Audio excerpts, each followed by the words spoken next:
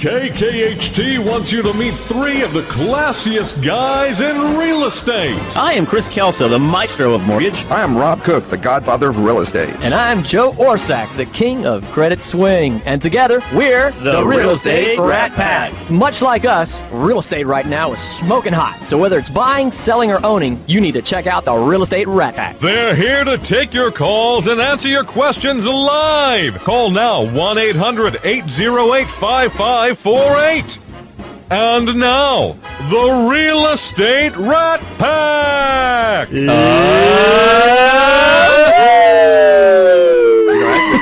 I'm surprised you had the energy to do that this morning. Yes, you know me, Rob. Yesterday. I'm like the Energizer Bunny. I'll keep going and going and going. So.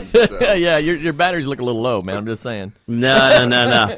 Trust me, they are nice and recharged after what Rob and I did yesterday. Yes, and of course Michelle at the Golden Nugget said she'd be listening this morning. So hello, Michelle. I hope you're listening. So. I hope she is too. You know, we had a great time. Took a bus full of great individuals out from Sugar Land to the Golden Nugget. Had a good time on the bus, and we ate so many king crab legs for their seafood spectacular Friday. The scars on your hands there. Non-stop scars all over my hand. It's crazy. Show the audience, Chris. You did something. There it is, right there.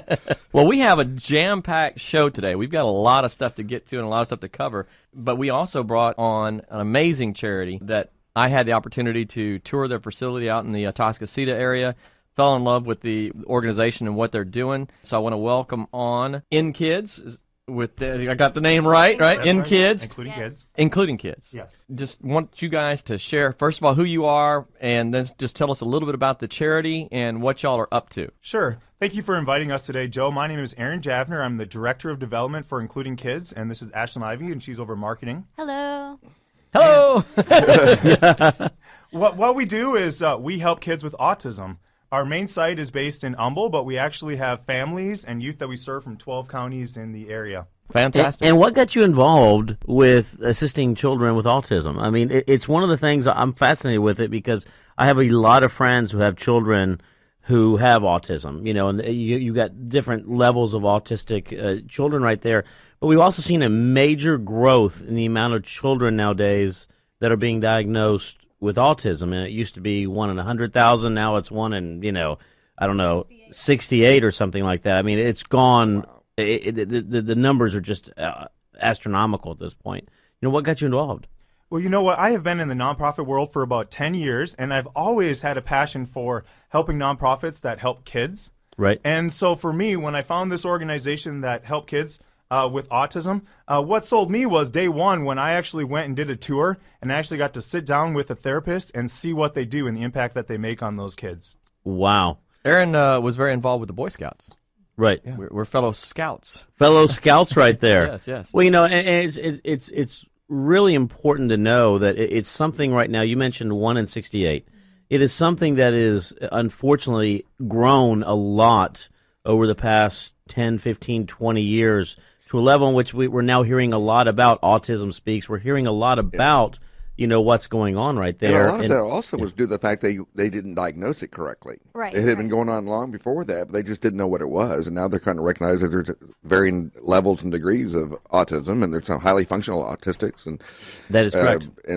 So I think that's part of it. It's just awareness. And I think, yes, and I think one of the big things Including Kids is focused on is inclusion, the idea that, every child needs the opportunity to succeed. And what we do is just give them that intensive therapy that they need so that they can be successful and be a part. And great thing that businesses can do is just, you could come visit the site, you could have the kids come to your site. It's great just to be involved, One of the coolest things that what I really, really, really loved about the charity was that the whole concept was that they were taking from the earliest age and working with these children all the way through the high school age, and even had like work programs. I know you guys had something with HEB. Is that right? HEB? Yeah, we actually have quite a few new partnerships. We have Walgreens. a partnership with HEB, Walgreens, and actually we recently formed a partnership with Memorial Hermann also. Oh, very cool. I did not know that. So these kids are being developed and worked with to get them to be as productive members of society as possible. So they eventually get them out into work programs so that they can be self-sufficient and moving around in society and happy and healthy. And I think you were asking Aaron what drew him to the cause, and I think one important thing is that you don't think about children with autism. They might not be able to tell you that they're hurt or I love you, and to hear them say their first words, that's what did it for me. Like kids that had never said a word, and then they can tell their parents, hey, I love you. It's phenomenal. It really is. Wow. Now, y'all have a fundraiser coming up, right? We do. We have a gala celebration coming up on April 18th, and it's going to be held at the Houston Aquarium. At the Houston Aquarium. Downtown. Yes. Downtown. Okay. And even that is kind of cool and unique how they're approaching it. It's not a one of those kind of a silent auction or raise money while you're there. Squeeze everybody who shows up. It's a buy a ticket thing, and that is your donation. And you tell it better than I do, but I love the idea that you had with it. So yeah, well, and the thing is, I've been talking with a lot of different donors and parents and people who are interested in supporting us, and what they said is that there are so many galas going on that they wanted something different. And so what's different about our event is that the money is going to be raised beforehand, so it's more of a celebration to celebrate the success of what we've done. There's not going to be any auction items. There's not going to be any squeeze for money at the event. We're actually going to be giving away prizes. We're going to be having a fun evening to celebrate the success and to show the impact that they can make by helping kids with autism. So you don't have to feel guilty if you show up like, oh gosh, I didn't bring my checkbook. You don't need to bring your checkbook. And when does that take place again? April 18th. April 18th. Now the facility. Describe the facility. Is it how many people can it take care of it at one time? Oh, our facility? Well, we have a lot of community outreach programs, as well as we have a full-time program, a part-time program, after school, community outreach. The main site, I think we have a little under 30 kids, and each child has their own therapist, so it's one-to-one all day. And then we also have outreach programs, and we have partnerships with private schools where we'll have a therapist go in if they don't need quite as much support. And so they'll still have, including kids there when they need us, but they're allowed to be included in the classroom. That's awesome. Yeah. One-on-one. That is awesome. We want to make sure that people know how to participate with you guys, how to support the gala, how to be involved with the organization, the whole thing. So tell us how they can participate in the gala, and tell us how they can be involved in stopping by the facility, that sort of thing.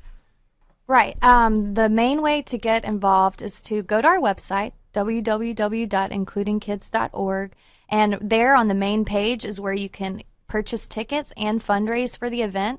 What's neat is we have an option where you can either buy a ticket or you can just fundraise the amount for the ticket, and then you'll get to go. So that's another neat thing we're doing, because not everyone has, that much money to spend on fundraising, but they would want to do it.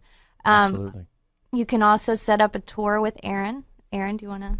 Sure, that's fine. If you're interested in learning more about Including Kids, the easiest way is probably just to give me a call, and you can call me at 281-852-0501.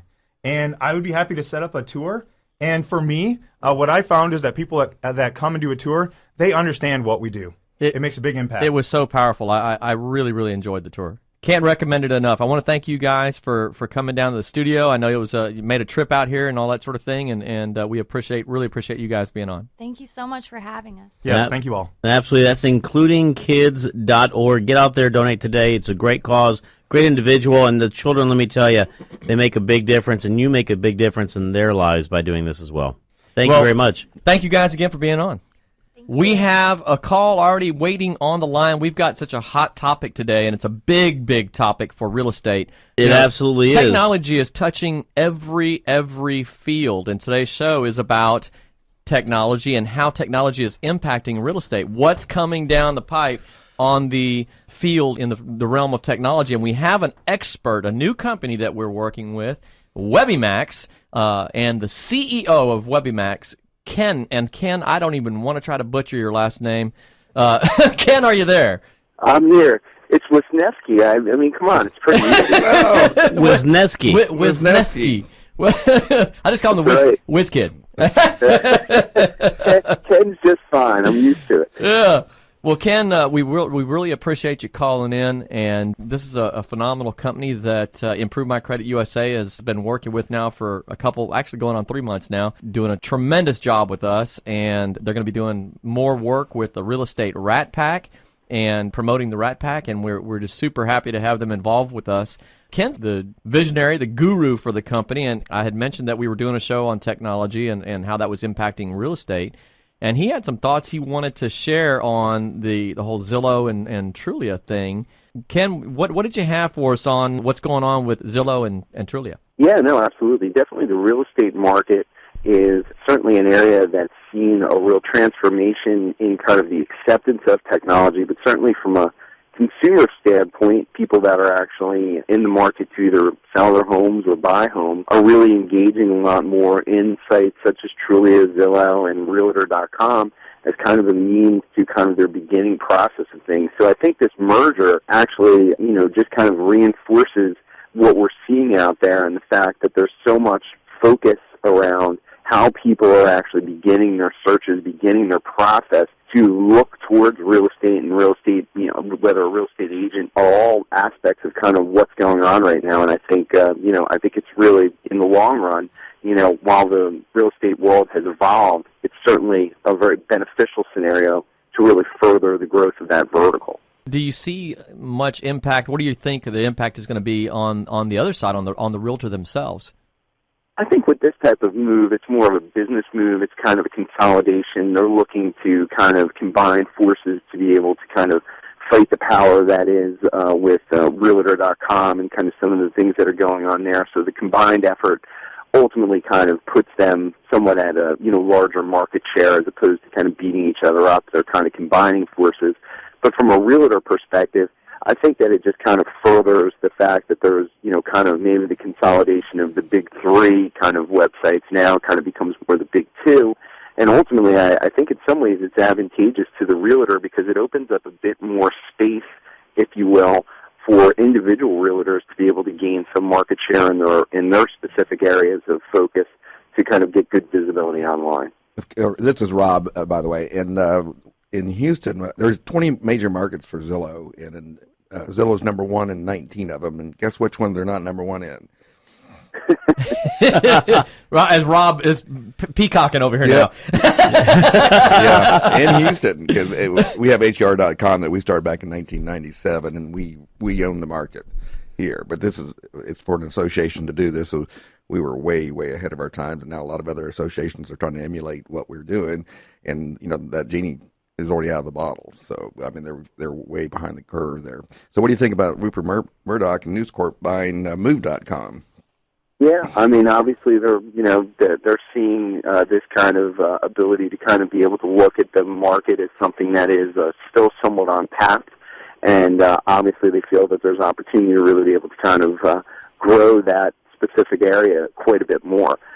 Again, when you're talking about these big companies that are kind of looking to kind of gain kind of market share across the United States, exactly to kind of my point, it opens up areas for kind of the localized realtors, if you will, that kind of focus in their very specific demographic, that they would ultimately be able to really overtake some of these, because it's kind of the vanilla approach that just kind of tries to blanket everything, as opposed to the really consolidated and specific approach that, the local realtors can provide. Because, look, you've just got a lot more insight and knowledge on the market, what the people are like there, and every market's very different. Yes, and I always say it's the aggregator wars. Oh, yeah, absolutely. Let the war begin. And it's always going to be good for consumers. Hey, Ken, I know that we're about to come up against a break, and for our real estate professional, and not just our real estate professionals that are listening in, but just business professionals in general who are wanting to make themselves more visible, get more exposure out there in the wonderful world of the World Wide Web. I know you have a massive team up there to help accomplish that. How do they reach out to you if there's a realtor listening in, business owner listening in that wants to get more visibility with their business? How do they reach you? Sure, great. Well, basically the easiest way would be to go check out our website. It's webimax.com, which is WEBIMAX.com. And there's opportunity there to kind of evaluate what we do, and certainly we would love to speak with you. And the real estate market is one that we focus on very heavily and would love the opportunity to speak with anyone that has interest in furthering their visibility there. And that is Ken with Webimax, Webimax. They do everything, search engine optimization, they do web design, social media, everything you can possibly imagine. Ken, thanks a lot for being on board with us today. I appreciate the time. Thank you. For all those listening, we are up against a break, but stay tuned. We'll be right back. And life is a beautiful thing as long as I hold the string. Welcome back to the Real Estate Ratpack Radio Show with Chris, Joe, and Rob. The crew is taking your calls, so dial in at 1-800-808-5548. And we're back. Guess what? Time flies when you're having fun. But we have a great show lined up. As Joe mentioned a bit earlier, it is in reference to technology and real estate. And we have three of the classiest and most technical wizards in the house right now. So let's start off with to my right, which of course everyone out there can see, is Amy Smythe-Harris. Welcome to the show, Amy. Thank you for having me, And guys. to my immediate right is Veronica Mullenix. Say hi. Hi, thanks for having me. And then the wonderful Desiree Savory. Hello there, how are you? Good. So we're going to be talking about technology today, and they decided they didn't want segments of their own. No, they said, you know what? We want to talk to each other. We want to talk to each other, and we want to have a good group open forum, and that's what it's about, by the way. If you have a technology question, we want to put this out there, call us at 800-808-5548, or you can actually get online, go to facebook.com, look us up on the Real Estate Ratpack, and ask a question there, because we have some great individuals who are all very technology-driven. And let me tell you, technology is really what's driving this market right now. I mean, from e-signatures to e-docs to e-signings, there's a lot of changes going on, and if you're not there right now, what's coming up in the future is going to get even scarier, and more importantly, it's going to be even better in regards to technology. Well, they did the whole show in the green room while we were sitting there talking. So they said they've already got it all done now. So I guess, Amy, let's talk about, start it off with, what should consumers be looking for? What should they be using? Whether it be apps. I know you're the queen of apps, and I mean, every time I go listen to her speak, I always writing down this litany of apps. I have to go download that. We're gonna have Juice Newton rewrite that song just for you. Queen of apps. apps. Queen of apps. Well, one of the things, since I'm a virtual broker and virtual agent, I give my clients a list of apps to download to make the transaction easier. So they will be, maybe a real estate app that they're looking for mobilely, a scanning app that will help them when we're in the process. If it's a buyer and they don't have a lender yet, a mortgage calculator app if they need one, and I give them some suggestions. Or you just have him call Chris, by the way. Or have him call Chris, exactly. Because we know Chris is mobile and totally virtual, so he's the go-to guy on that. So I give them a list of apps to kind of make life easier for them. I also give them little tools for the moving process, like little iRecycle app or U-Ship app. So there's lots of little things that I help for my clients to give them. So what's your number one app that you tell them? First thing you need to do is this. I don't actually tell them this. And what I found is I used to tell them, you need to go to this app to search for properties.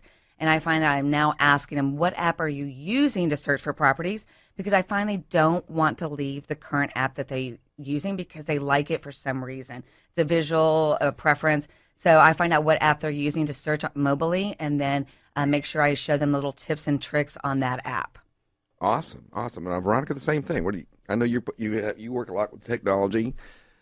Yeah, I too have my clients download specific apps for signing papers onto their phones and even attaching it to their email client.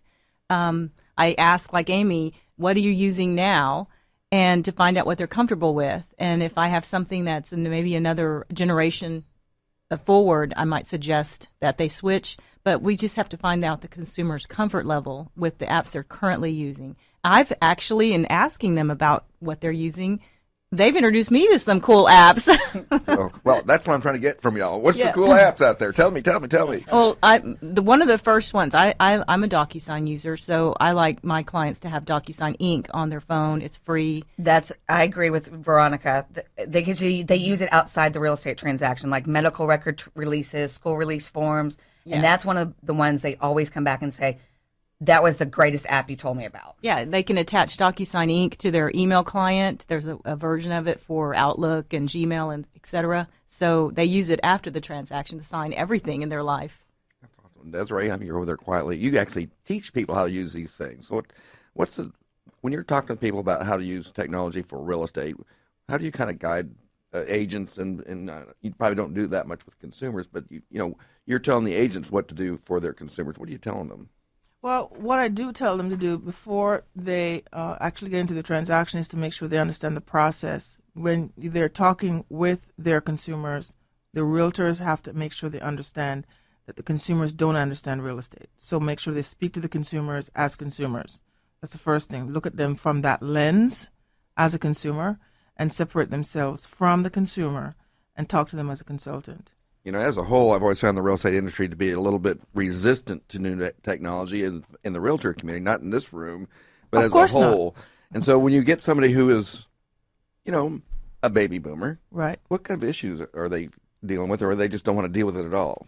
Well, the first thing the biggest common problem that I find that a realtor that's new into the industry has is to understand that they're running a business.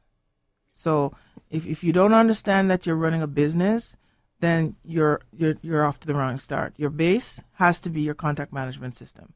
And if you start out with that, then you're off to a good start. You have one that you recommend? No, I don't. Oh, I've got some ideas.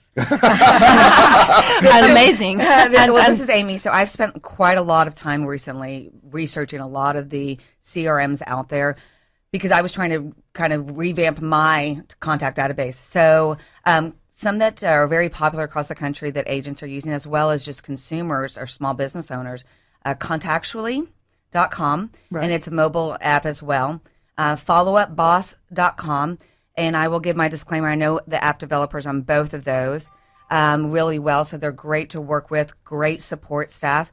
Insightly is making a huge impact across small business as well as the real estate community. And those are the three top ones I'm seeing. There's other ones out there, but I'm still seeing those kind of winning out of why agents are picking those. Yeah, and I agree that those three are great. The reason why I said I didn't want to say that I didn't really want to recommend him is because, like, contactually, I love that. As a matter of fact, I'm thinking about actually using that one, Amy. I love that app because of the social networking integration with it. Correct. A lot of the agents don't want to use social networking, so I wouldn't actually recommend it to them initially for newbies. And the reason why is because I don't want to set them up with something that they can't sustain don't want to right away. Overwhelm them either. Right, I don't want to overwhelm them. So, like, if they're using Outlook, for example, initially, I might say to them, okay, start out with your Outlook. But the thing is, garbage in, garbage out, right? So you want to get them started off and let them understand what they're using. No, I'll be the first person. I might want to put myself out there and say that I really honestly don't think Outlook is the way to go for real estate. There was a time when I was just teaching Outlook like crazy. But it's like it's just not the way to use it. If you're doing real estate, you need to use a real estate app. Top producer was like the number one for a long time. And I actually was going to talk about top producer. The feedback I get a lot from my agents out there is it's too much. It's too hard. We don't have the time to navigate it. We don't have the time to set up all the templates. So that's what I hear back from agents. Something that I ran an IT company for 15 years. So I don't even like to talk about that. That's like saying you're a doctor and everybody's got a hurt elbow all of a sudden. Yeah. So I don't mention that I ran a technology company for 15 years.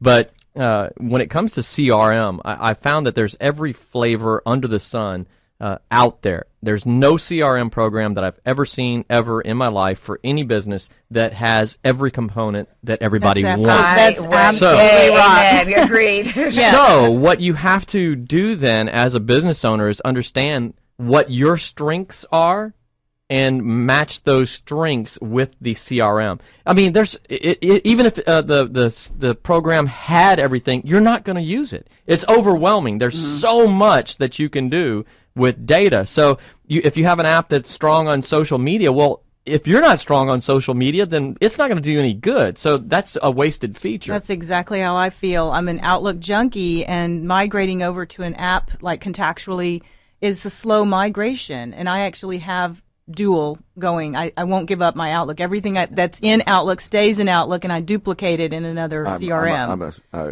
secret Outlook user too. Okay. Well, you know we're what? on the 12-step program. No, they're going to have the 12-step program. But the problem is, but if I you're agree on with that platform, though, when you're using Microsoft Outlook, go ahead and try going over to a Mac. It doesn't work the same. Yeah, it doesn't work the same. No. But I'm with you, Joe, because I tell agents what's the best CRM. It's the one you'll use. That's correct. And it has to fit Has how to you fit. work. That's So, right. That's where they start. And if you use 30% of it, you're using a lot of it. That's true, because like Joe said, there's a lot to every CRM, and a bulk of it you won't use. The key is to use it. Can I add some things since we have some Outlook junkies in here? Everyone's raising their hand. Yay! Okay, so when I was in Outlook for a PC, I used it was called Zobni. It was an add-on, and it's Right. XOBNI.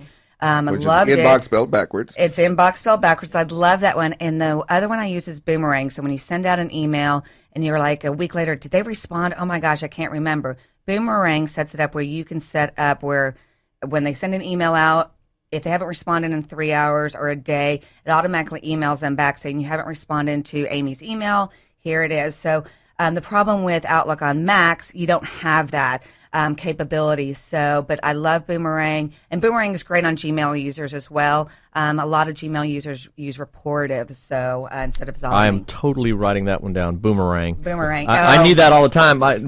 Email is my primary form of communication. I prefer it over anything because it's a written history. And you don't get the he said, she said, well, you never told me that. Really, I have every email dating back to when this PST file started. Right. Like 10 years ago. It's like a 6 gig file now, but I keep everything. So I love email, but that's one of those things where I send it off and now it's out of my head. And I'm, Right. a week later, Boomerang did they answer? will remind you or send you some feedback if they've opened it or totally not. Same with using that. DocuSign. When Yep. you send out DocuSign documents, it tells you when they've looked at it and viewed it, but didn't sign it. So it's a call to action when you get that feedback from the system. You from get the that app. same thing in ZipForm Plus now, too. That Right. actually has an interaction. One thing Mac Mail users that are out there, one thing I missed on my Outlook was the delayed delivery. So I would set up delayed deliveries for option periods over. Have you done your utilities? Well, I didn't have that in a Mac Mail, so I finally found an add-on called Send Later that will set up delayed deliveries for my clients. So And that's for Mac? but that's Mac Mail. Love that. Time flies when you're having fun, and we're only 15 minutes into another 30 minutes we got to go. We are coming up against a break right now. Got to pay for the show. Got to pay for the show somehow, so stay tuned. Remember, you want to reach us, 800-808-5548. Lovely ladies are still in the house, but stay tuned. We'll be right back. Immovable object like me, you can bet as sure as you live. Something's gotta give, something's gotta give, something's gotta give. Welcome back to the Real Estate Ratpack Radio Show with Chris, Joe, and Rob. The crew is taking your calls, so dial in at 1-800-808-5548. And we're back. There's like nonstop conversation going on. Absolutely, we're all Desiree talking. over here, we're talking PC Mac over here, and I'm like, I'm a PC guy. I've been a PC guy forever, and she's like, I was the same way, but I went back. Once you go Mac, you never go back. I'm going to tell you that right there. Once you go Mac, you never go back. My point was that having ran an IT company for 15 years, there's nothing I can't fix, nothing I can't do on a PC, and really fast. The great thing about a Mac, it never breaks. Yeah, I hear that. I hear that. It's a lie. I was in the industry. They do break. I know. Let me tell you. So I grew up in the technology field as well, Joe. I had a company all throughout Latin America, had 18 offices. We were the original implementer of IBM systems, the old IBM mainframes, et cetera, et cetera. We've morphed into the PCs. Let me tell you, about 5 years ago, I switched over to Mac. I still have my original MacBook. I've got the new MacBook Pro. I've got the MacBook Air. I've got everything associated with it. And everything I do from a corporate perspective, by the way, within Willow Bend, is all PC. and I have seamless integration between the both of them. But I will tell you this: I call more often on my PCs, and I never call on my Macs. I will tell you that just from a serviceability standpoint. I don't doubt that. Yeah. And my comment off air with Desiree was, I said, my biggest hurdle was I don't want to have to relearn. I can do anything I want to do quickly on a PC. Period. Right. So why relearn? Huh? You sound just like a realtor. So, however, having said that, I'm like, PC is working really hard to make me a Mac user because of Windows 8. Windows 8's have. I hate Windows 8. I'm going to do a big confession, Joe. When I got my Mac and switched over 2 years ago, I was so nervous about the learning curve, and I was like having heart palpitations. I pulled it out of the box, and my business wife was already a Mac user. I kid you not, I called her and going, oh my God, how do I turn this on? So I understand that fear. So well, you know what? This goes back for me to high school. This is how crazy it is. When I first sat in a computer lab, and I knew PCs already when I as a kid, up one side and down the other, and I took a Mac class because I wanted to learn Apple. And my first experience was, okay, I'm programming, save the the floppy disk. How do I get the floppy out? Oh no! I'm like, where's the eject button? There's no eject button. You have to hit Control and eject on the key. I'm like, okay, that's just the stupidest thing I've ever seen. And from that day forward, I hated Mac. But they've done a lot to win you back on it. They've got great products. I can't, knock them. Well, I mean, most apps now are for mobile. So I think everyone's migrating to mobile stuff now. So most people aren't even working off their computers anymore. They're working off their, their tablets, their phones, and all that. Absolutely. That's one of the things we were talking about during the break is the one thing, the break happened. Also, we're exchanging about, hey, you got this app, you got this app, you got this app. I was speaking over here with the ladies, and we were talking about the fact is you can actually have app overload. You can actually start getting, and I'm just being truthful, everyone gives you the great app that they use, and this goes back to what we talked about. However, you can get app overload, and then you end up using nothing, or none of it works for you, because now you're trying to manage one thing here, sync it up here, work through Outlook here, go through your webmail here. I mean, let's talk a little bit about that. Well, I always tell people, who cares? I have 523 apps on my phone. And so, but if I don't have my foundational apps, and that's what I call them, is Dropbox, Evernote, and my other one is iAnnotate and DocuSign, I can't do my business. So if you took those away from me, I would definitely have a problem. The other apps are just help me with time management, technology, leveraging that. But those are my everyday functionality. I have to have those. Yeah. And also, I'm sorry. I cluster my must go to apps like DocuSign, Evernote, Dropbox into one cluster, and I can't be without that one. Yeah, and a lot of websites now are using just browsers that are going to just be mobile friendly. So I think eventually we're going to find that apps are probably going to start going down. And you're going to find just going to websites is going to react to the internet. Once the websites start to catch up to be mobile friendly and redesigned. I was just going to say that is such a great point, a very salient point, in that as the speed of the web browser, the speed of 4G, et cetera, LTE, all this sort of thing, continues to ramp up, there's less need to download an app to install a program on your. It will be, as she said, the browser will be the app, and I definitely believe that. We're WebbyMax, the company we had on at the beginning of the show. We hired them to do a complete rebuild of our website, all for that purpose, so it's mobile friendly. And we're spending a large chunk of money with them for that. Yeah. The only thing I want to add on to that, where I think the real estate community is going to suffer, and that's why I think we still need a laptop, is the MLS system is not there. And until that gets there, we can't function. And that's, I think, why agents still have to have a PC or a Mac. And then, and that's just a personal comment. Yeah, I just redesigned had my website redesigned to be more mobile friendly, but like Amy just said, the MLS is behind that, and until they catch up, it's going to be difficult. Until we get out of tempo, it's probably not going to change. We can actually download Puffin if they just pay a few bucks and get Puffin on their iPads. Which, by the way, in my personal opinion, the iPad is the best tablet to have. I know that the Androids is out there, and for the vertical of real estate, iPads are the best. If there's a realtor out there that's looking to buy a tablet, I'm nothing against using Android tablets. I use an Android phone, okay? But for a tablet, There's nothing like an iPad, nothing. So if you're going to buy one, guys, you please buy an iPad and go to the Mac store and buy it. Right. When I And I Rob, bought, I think that's iPad was mentioned 6 times at $25 each. They're definitely getting well, an invoice. They got the money. Yeah, I agree or with send it Desi. over to Apple. I agree with Desi. The minute I bought my iPad, my business took off. I was free. I was mobile. I was able to function in the field much more easily, and just from a time perspective, it enabled me to get a lot done in one day. I had a student in my class last week. I almost fell out of my chair that told me she has given up every desktop and PC she has in her office and at home, and all she uses to run her business now is her iPad because she got tired of using the crashing of her computers and the viruses. And I said, how do you manage just running your entire business just on your iPad? She says, well, you know what? I'm figuring it out because I'm just tired of the slowness of the PC and all that. She says, everything I do now is through my app and my iPad. The only thing I want to add on to the iPad there for you guys, a lot of people are looking, you guys mentioned about doing the buying it at the store.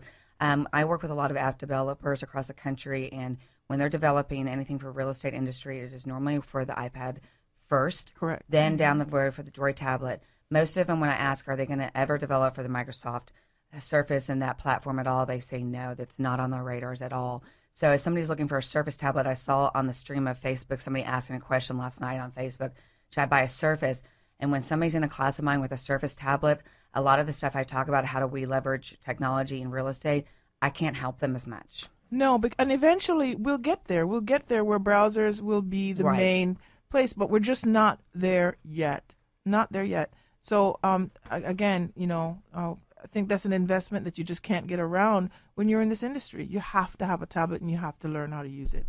One thing that's happened to me, and I'll tell you with the new iPhone 6 Plus, so if you look, I went from a Mac to the MacBook Pro to the MacBook Air to the iPad 1 to the iPad 2 to the iPad 3 to the iPad Air, and now I used to carry, and Rob knows this, I used to carry this around. Now I do all my business in the palm of my hand, on the 6 Plus, because I can actually do everything. I'll show up to client's house.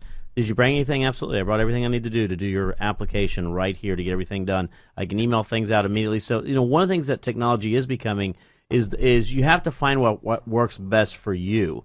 And that technology obviously changes over a period of time, but you have to make sure it's something that functions for that individual, not only the apps, but how you use those apps and where you use them on. One of the most important things to remember, too, from the real estate industry is that if you look at your statistics when people go to your websites, when they're looking at your email newsletters and all that, your click-throughs are coming through mobile devices, not through people going on computers and laptops. So that is very, very important. Think about your own lifestyle. How do you access things? Are you going home and going, wait, I'll just wait until I get home to go check that out? No. The crazy thing for me is that I definitely have showed my signs of age at times because I'm like, I don't want to research things on my phone. I like a big screen. I want the real estate on the screen. I hate looking and spending time researching stuff on the web, but that's me, and I have to accept that I'm not the normal user in that sense. No, Joe, that's a good point, but I'm laughing about that. Have you guys seen the preview for the new Zillow ad that's coming out? Mm-mm. Great one coming out, and I work on the National Association Consumer So they Communications can send Committee. Zillow an invoice too, right? And it is touching. I work trying to get us to redoing our commercials with Realtor.com and Realtor.org. Well, Zillow just beat us to the punch once again.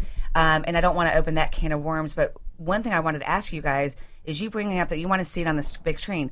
So the question is, what do you guys see as consumers? Do you feel it's multi-generational now? Like, I always used to hear, well, my older clients don't want to do that. And my personal experience, I'm seeing my older clients know a ton about, they're sitting there with their iPads, they may be retirees, and they know a lot about their devices. And so I just want to see, do you guys still think it's generational when you're doing real estate or doing with your clients, or do you think those borders have been really thinned now? My answer to that's one of my favorite answers is it depends.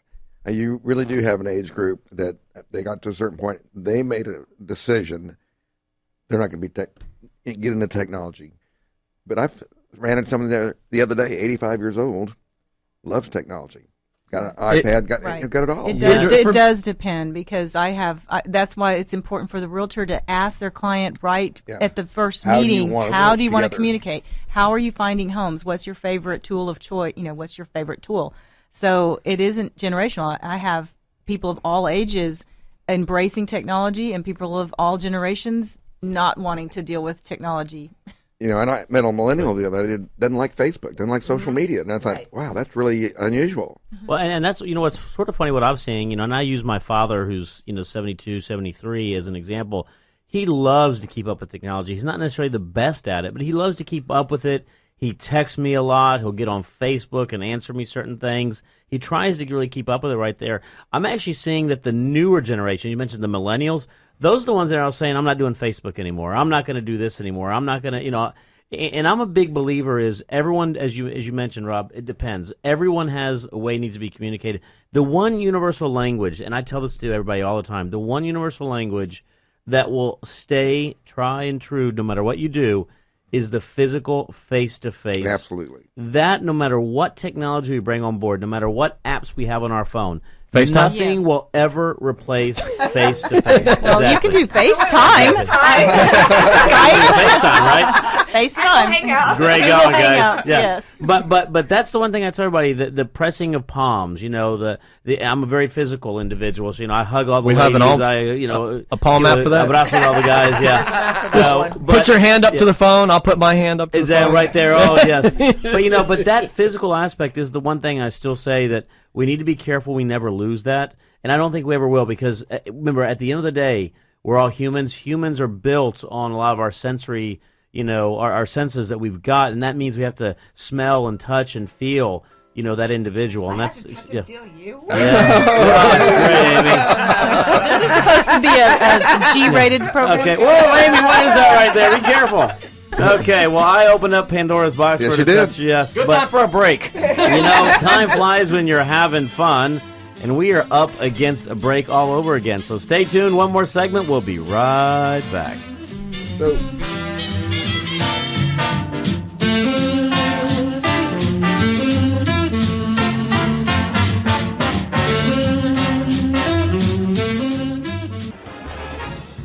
Welcome back to the Real Estate Rat Pack Radio Show with Chris, Joe, and Rob.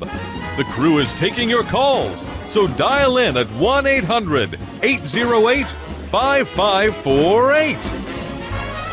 And we're back. Well, that was a pretty lively break there. Amy, Veronica, and Desiree Savory in the house. Let me tell you, it's been a great conversation. Great idea, by the way, to go to an open mic forum. This has I really been, appreciate that. Hands down, I think this has been the most lively off-air show we've had in a long time. We're over here. There's a party going on. I'm admitting about how old I am in my behavior and how I use technology. I'm like, I don't want to use the phone to search for stuff. I'm like, all I want from the web and the phone and that sort of thing in dealing with companies is what's your telephone number, what's your address, or how can I email you or leave a message quickly to go on. I'm not going to sit there and browse and read for hours on the phone. Either I can't see or something, but it's annoying to me to have to do that. I have a 32-inch monitor in my office. That's great for me. You're just spoiled. Yes. and walking around with a 32-inch phone looks a little ridiculous. So, It's nice, kind of like Desiree's phone over here. I said she has a phablet. It's a phablet. Yeah, it's a plate. Goat screaming Definitely again. a plate. So I've noticed that. Remember, we went down phones as small as the StarTAC back in the day. I had the StarTAC. Yes, the little flip phone. And now they're growing again. Well, I had the Palm 3XE, if that tells you how dated I am with technology. Oh, I had all those Nokia clamshell phones. I loved them. The little small. And the only thing you could do with them was make a call. Nothing to do with anything. One of the funniest SNL skits I've ever seen in my life was with Will Ferrell, and it was he plays this fashionista snob guy, and he comes cruising out on a cart, and the phone rings, and he pulls out a phone that's like the size of a dime, and unfolds it with the clamshell. Hello. It was hilarious. Okay, but we use our phones not to even talk anymore. We use it for everything else. That's right. I really did not see it coming. I think when the first time I had a Trio, that's when I started realizing this thing is really going to be doing something in the future. But I don't think I was really kind of in my consciousness at how much we're going to depend on it. Because you go to, we're actually talking about phone-free zones now. And someone told me the other day that these couples go to dinner and everyone has to put their phone on the table, and whoever reaches for it first pays the bill. So we've gotten so mesmerized by this. A statistic I heard here recently is that the average person engages their phone 150 times a day. Oh, my. Well, they obviously have not been in my house. I'm joking. But you know what? I've found I don't talk on the phone like I used to. And if I have to return a voicemail, and I know that person's going to be a 20-minute phone call that we could have accomplished in 3 minutes, I do straight to voicemail. So are you telling me you're avoiding phone calls? Is that what you're telling everybody Rob, when out I there? see it's you calling, I take your call. Yeah, Rob rarely goes to voicemail. Right. Yeah. But, funny. you know, our human need is to interact with each other organically. And so, you know, how can we actually take our organic need and transfer that in a virtual world? And so that's what we have to look at. How can we take that and make it into something virtual? And we can do that using social networking. So we have to find a way, realtors have to find a way to do that in a way that we take who we are and get our audience, the people that we want to reach, to connect with us using social networking. And they're surprised when we take that step to meet them in person. Absolutely. They're actually surprised. Like, what? You're going to take time to see me? To know me. It's not a text. As a person. I set that appointment up by text message, but it's still a face-to-face. It's a conduit for the personal touch and stuff. Of course, you get two realtors in a room, you're beginning of a party. You know? They are a very social group of people. You talked about social networking. I just had this happen yesterday, and I used to invite my clients to follow me on social networking. Now I stopped. I let them know that I'm there, and they can choose.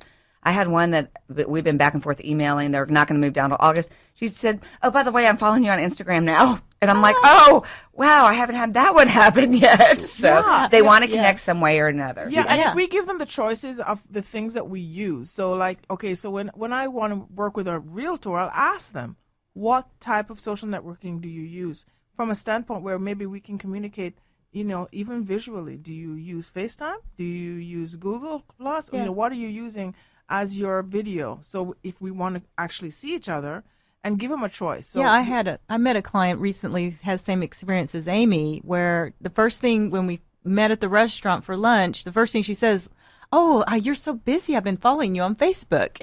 Oh, wow. And she knew about my activities. I just forget that my clients are connected to me on social media. So many out there. I mean, they got Pinterest, you've got Facebook, you've got Twitter, LinkedIn. Oh, that's the app I tell my clients to download. Twitter? Pinterest and House. So they get in-house, so they get ideas of properties. That's one of the big ones. Mm-hmm. It's a lot to keep up with, though. I mean, I'm typically just a Facebook guy, and I have a Twitter account, and I'm on LinkedIn, but I've got a Facebook primarily. Yeah, my main contact is Facebook. Most people can get me there, but I actually have just started with a couple clients using Evernote Chat. So a couple of my clients saw that I use Evernote, so we set up a shared notebook, and now we use Evernote Chat to talk. And these are both, I will say, both of them are engineer clients, and both of them are younger generation, but they thought it was awesome that I used Evernote and would share a notebook with them. Yeah, Evernote's very powerful. I'm using about 10% of its capability right now. Oh, let me play with you, Rob. Yeah, okay. I didn't mean it like that. This is a technology show. Anything that happens after the studio, please don't repeat it here. The best offer I've had today. Rob is already done. He's got calendars out. Wait. I meant about apps. I meant about apps. Yeah. Yeah. Yeah. Wow. So Pinterest now. Let's talk a little about Pinterest. I know that it's getting more activity that people are using it to communicate, but it's primarily was set up for like a bulletin board for pictures in the beginning. So how are you all using Pinterest? I haven't had time to deal with Pinterest. There's so many social media outlets out there that I can only have a handful, and the rest have to just languish. A lot of people actually merge Pinterest and their personal now. If you have a personal page, you can go to business.pinterest.com and you can connect the two together. Right. They just recently have released the statistical component of Pinterest. Well, I hope my assistant's listening because then she's in charge of that. Yeah. And if you don't know that you're in charge of that, guess what? You're in charge of that. So now you can actually merge them. And a lot of people think, oh, I don't want to do that. But you have private boards. If you don't want to share anything, you can put things into private boards. But it's a really great place for you to actually create a relationship and share the type of, social object that they have. Yeah. Well, for a realtor, what should they be putting on Pinterest? Who's their audience? I'll tell you how I use it, and because like the Corcoran Group is one of the best Pinterest boards I've ever seen Absolutely. out there. And I'll give kudos to Matthew Savold, a friend of mine that left Corcoran Group to go to Wall Street Journal. I use it a little differently. When they say, can you come over and help me give staging ideas? Well, I do, but you need to do some homework on your own first. And so I send them to Pinterest, as well as house, get ideas. This is what the consumers are expecting in a house nowadays when they walk in, thanks to HGTV. So we start pinning back and forth ideas of how they should fix that room up. I also use Pinterest, and I will pin ideas of the kitchens before my new construction buyers before we go to the design center. Here are kind of things that people are looking for. And so you don't have to end up in a divorce at the design center. And then they'll go, we're interested in this. What do you think of this flooring for that model that we're buying? And so we pin them back and forth. So that's how I'm using it in real estate. Do you put them in the idea books in house? Yeah, or do you put them into Pinterest? I put them in the idea books. Oh, okay. So you put them in the idea books? I don't use houses much. I use Pinterest because most of my client base is more using Pinterest. Oh, okay, cool.